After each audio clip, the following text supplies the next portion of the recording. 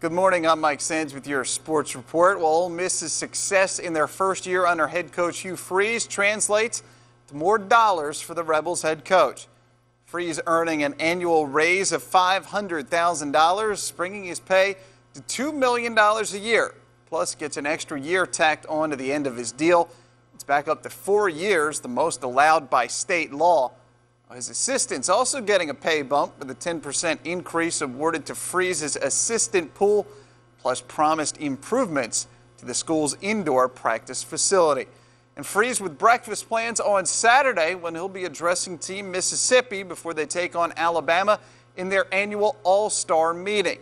It's the Mississippi-Alabama All-Star game Saturday at noon, emanating from Montgomery. And you can catch a trio of local standouts suiting up for Mississippi when the game airs live here on ABC6. The Delta 3 are Charleston's Cameron Myers, Kent Flowers of Simmons, and Rosedale's Kalo Moore. Also, Shelby Broadstreet's Damaris Mitchell serving as an assistant coach for Team Mississippi. Again, kickoff noon on Saturday. Now to the NFL, where Bountygate's not ending for the Saints with Tuesday's news that the players involved have had their suspensions overturned. Instead, New Orleans still sounding off, as a report says former defensive coordinator Greg Williams, the center of the NFL's investigation, allegedly testifies he wished to end the bounty program once the NFL began investigating the Saints, only to have Joe Vitt say the bounties would stay. In my testimony, I was never asked that question, whether or not that I wanted to keep a bounty program going. I was never asked that question. I was told that accusation was made, and I volunteered at the time in front of Commissioner Tagliabue to take a lie detector test that afternoon to deny that allegation. Now, what's going to happen now is all participants and all these accusations are going to go to a federal court, and they're going to go to a judge. And from top to bottom, she's going to hear testimony. And the penalty for perjury with her is going to be jail time. So let's stop.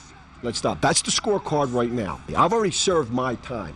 Mickey's already served his time. And to be quite frank with you, I don't know what door to knock on Park Avenue to get my reputation back. You know, our coaches, our players were lied to on many occasions, you know, by the league office, the investigators, as to where they were getting their information and everything else. They made it seem like they had this rock-solid case made up of other coaches and players, and, you know, when in reality, they had the testimony of Greg Williams and Mike Cirillo, you know, two disgruntled employees that were fired here because they did not fit the mold of what we were about, and you know, clinically, the jury's probably still out on where these guys are at mentally.